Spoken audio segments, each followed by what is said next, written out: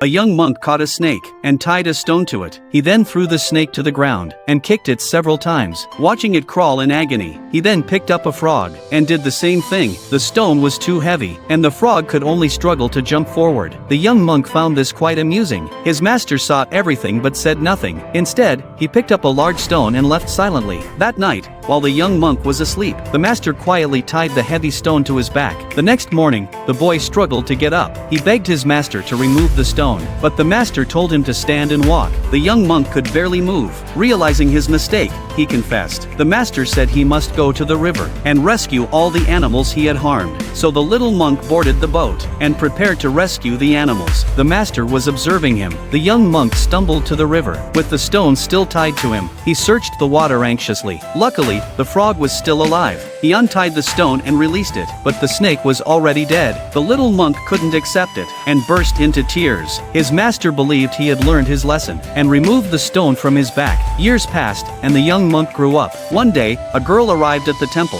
He made a more serious mistake. Late one night, while the master slept, he secretly climbed into bed with the girl to avoid being discovered. They took a boat to the middle of the lake. The next morning, the master saw them in the boat. He silently approached, gently pulled out the plug at the bottom, and turned to leave. The cold lake water woke the couple. The young monk knew this was his master's punishment. He knelt at the temple door, begging forgiveness. The master told him to forget the girl. Then he took her and left the temple. The monk was ordered to recite scriptures before the Buddha statue, but he couldn't let them go. He chased after them, pleading. Still, the master never turned back. From that day on, the young monk couldn't sleep. Restless and conflicted, he finally made a decision. One night, while the master pretended to sleep, the monk took a Buddha statue and left the temple. Many years later, the master saw a wanted notice in the newspaper. It was the monk who had left over a decade ago. A long sigh rose in his heart. Do you think the master did the right thing?